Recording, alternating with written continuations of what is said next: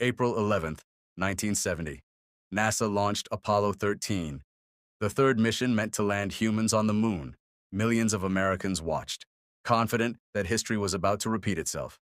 The crew, Commander Jim Lovell, Command Module pilot Jack Swigert, and Lunar Module pilot Fred Haise, had trained for years for this mission. Everything looked perfect. The massive Saturn V rocket lifted off from Kennedy Space Center, leaving behind a trail of fire that lit up the Florida sky. No one, not even NASA, could imagine that within just 2 days, this mission would become one of the greatest survival stories in human history.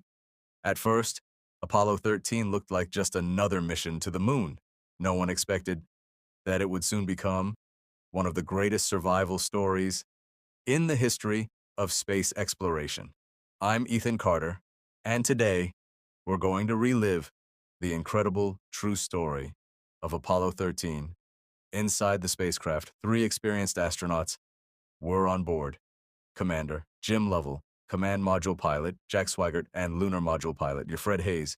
Each had spent years preparing for this historic journey. To them, everything was going exactly as planned. For nearly 2 days, Apollo 13 performed flawlessly. The crew carried out routine checks, shared jokes with mission control, and watched Earth slowly disappear into the darkness of space. Nothing seemed out of the ordinary. Then, mission control asked the crew to perform a routine procedure. It seemed like just another normal task. Jack Swigert reached for the switch and stirred the oxygen tanks. Within seconds, everything changed. Then, a loud bang shook the entire spacecraft. Warning lights started flashing everywhere. The astronauts froze. Something had gone terribly wrong. Apollo 13 was no longer a mission to the moon. It had become a fight for survival. As alarms echoed, Jack Swigert radioed mission control. "Houston, we've had a problem." Back on Earth, and the room fell silent. No one knew how serious the situation really was. Within minutes, mission control discovered the terrifying truth. One of Apollo 13's oxygen tanks had exploded. The spacecraft was losing oxygen every second. Their chances of survival grew smaller.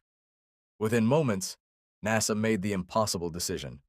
The moon landing was officially canceled. From that moment on, Apollo 13 had only one mission left: bring the crew back home alive. There was only one option: the lunar module. Originally designed to land on the moon, it was never meant to keep 3 astronauts alive for 4 long days. But now, it became their only lifeboat. Power was shut down. To save every possible watt, the temperature inside the spacecraft dropped close to freezing. The astronauts were cold, hungry, and dangerously low on water. Then, another crisis appeared. Carbon dioxide began building up inside the cabin. If nothing changed, the crew would slowly suffocate. Back on Earth, NASA engineers worked around the clock using only the materials already inside the spacecraft: plastic bags, cardboard, hoses, and duct tape. Against all odds, they created a life-saving air filter. It worked. The carbon dioxide levels slowly began to fall.